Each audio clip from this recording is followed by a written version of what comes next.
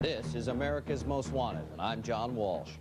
Tonight, we'll ask for your help with one of the Justice Department's top priority cases, and we'll re-examine a case with $1 million reward. But first, a story of love and passion in the hills of West Virginia. Friends remember Rusty Garrett as a funny guy who liked to drink beer and tell a good story, his side of the story. Friends who tried to argue with him remember his quick temper. He was the kind of guy you didn't want to cross, and Garrett's violent streak drove more than one woman away. So Garrett spent his days drinking hard and working hard, breaking horses, until he met a woman who thought she could break him. We got coming in the Tennessee Walking Bear. Spring 1988, Spencer, West Virginia, a town known for good hunting and good horses. The auctions were one place you might find an enthusiastic Linda Carpenter and her husband Ronnie. Ronnie, look at that shoulder slope to the withers. She's so well balanced. 15 two hands. That is a classic Tennessee walker. It's still too rich for my blood. Well, there must be some parrot-mouthed, cowhock, pin-fired nag somewhere in Roane County that's right for the price. Linda was active. She liked to work, liked to ride horses. She loved horses. And sometimes when we go to a horse sale or something, Rusty would show up. Ho, ho, ho, ho, right there, ho. Hey, honest stranger. Rusty Garrett, I thought that had to be you. Ronnie Carpenter. What the hell's a Chevy mechanic doing out here looking at horse flesh? Actually, it's my wife here that loves the horses. Linda, you remember Rusty Garrett? Jeez, Ronnie, every time I see Linda, I wonder why I didn't stay closer to you, buddy. Rusty's a horse trainer. You're kind of rough, aren't you? Well, I suppose if you ask the horses, they don't like me none. But if you take a horse and sink it down in a mud hole till the fight's out of him, he'll remember who the boss is. I'll bet they remember. Actually, to know me is to love me. Rusty was loud. Always had a tale of some kind to tell, either about hunting or horses or back in his younger days.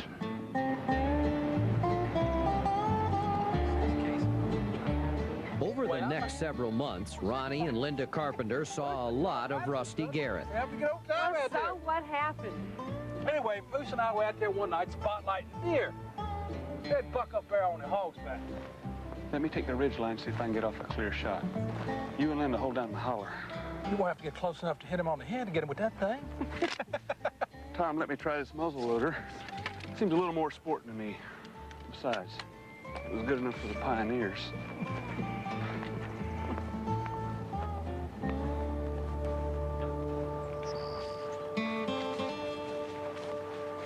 Old Donald Boone never get close enough to get a shot off without spooking him. Oh, and you could. Well, hell, Linda, once I get something in my gun sights, don't get away.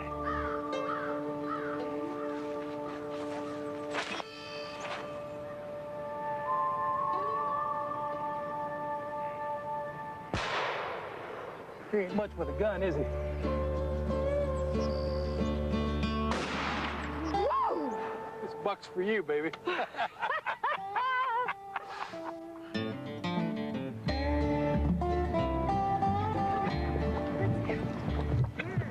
Linda and Garrett shared a love of horses and the hunt, and according to neighbors in Spencer, Wow. they began to share much more. What a surprise. Doing good. Doing good. You look mighty fine on that horse, Linda. I mean, you look real fine on that horse.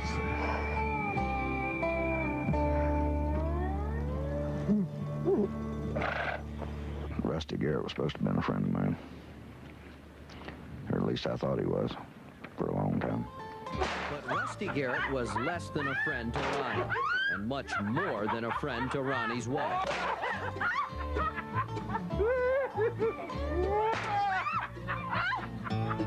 Oh, I just knew you were waiting for a big bad man like me, babe. I never knew that Linda and Rusty was having an affair for sure, but just my suspicions. Oh, Ronnie will be wondering. Hey, we ain't through yet. Rusty, stop it! That hurts! Now, let's go. I gotta go. I was late last time. Oh, you telling me what to do now, huh? Hon, don't be that way. Go on! Go on, get out of here! Now! I don't have any idea what Linda seen in Rusty. Rusty didn't seem to be her type of person. Seen Rusty and Linda together one time in Spencer. I was test driving the car for the garage, and Rusty and Linda was in her truck coming the other way. I felt that something was going on, something was wrong.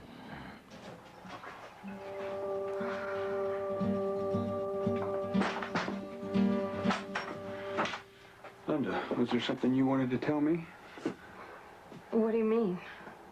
I saw you and Rusty Garrett riding around town today. Oh, that, I just ran into Rusty outside Linda, ride. I'm asking you to level with me. I'm not blind.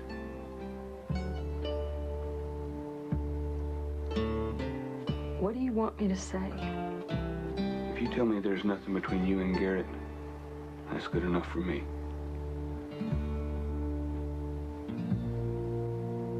There's nothing.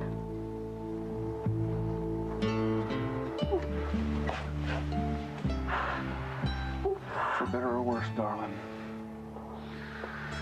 For better or worse. That's when Linda decided to bring her affair with Rusty to an end. But witnesses say Garrett voiced a different idea. If I can't have her on Earth, then I'll have her in hell!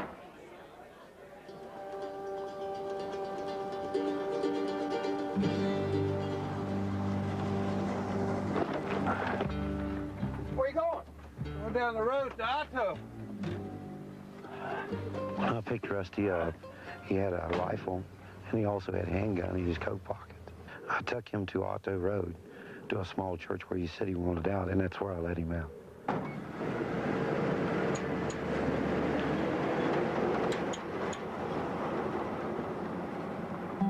That night, deputies say Rusty Garrett camped out at the edge of the woods near the Carpenter home.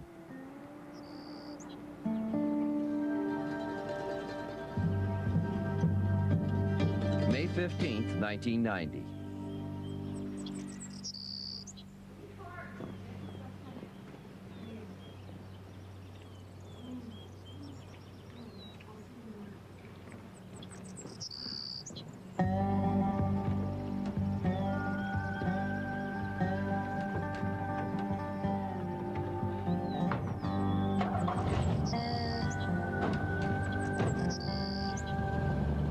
After making sure Ronnie Carpenter had left for work, deputies say Rusty Garrett waited several hours for Linda to come out.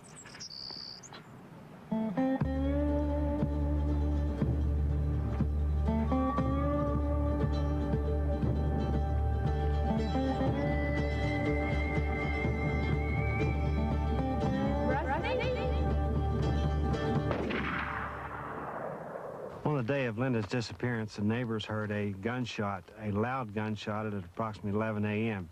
But due to the fact that this was turkey season, and that's common in the area, we didn't give it much thought at the time. When I come home the second night, her truck was gone, and the little dog we had named Sparky, he was gone, and didn't have no idea that anything serious was wrong. 3 months later, 2 ginseng hunters made a grisly discovery deep in the woods. Oh, my God.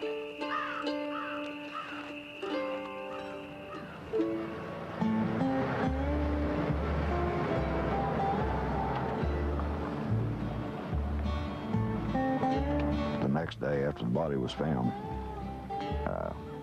they found a ring out there, and they called me in to see if I could identify it. Hello, Ronnie. Sergeant, this is the ring we found at the scene.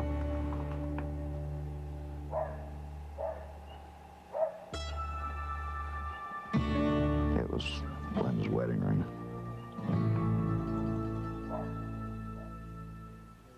Police say Garrett fled in Linda's pickup truck. When he abandoned it, he told friends he was going to hide out in Canada. He must have thought the heat was off, because in July 1990, Rusty Garrett was arrested in Ashtabula, Ohio for cockfighting. He was booked under his real name and released that night. That was before police had found Linda's body. Wherever Garrett is now, he's probably around horses or cattle. He could be working as a farmhand or an amateur veterinarian. Friends say he was rough on animals and bragged that he could break any horse. Well, one horse broke him. Garrett has a bad leg now. He also has severe arthritis and walks with a waddle, like a duck. Garrett's a big eater, and as you saw in our reenactment, he rarely goes anywhere without a can of beer. Police think by now he may have ballooned up to 270 pounds or more. Don't let Russell Edward Garrett slip through the manhunt tonight. Call 1-800-CRIME-92. Later on in the hour, we'll unmask the zombie bandit. You'll be surprised at his real identity. But coming up first, a farm girl leaves the fields behind to follow fame and fortune in the big city.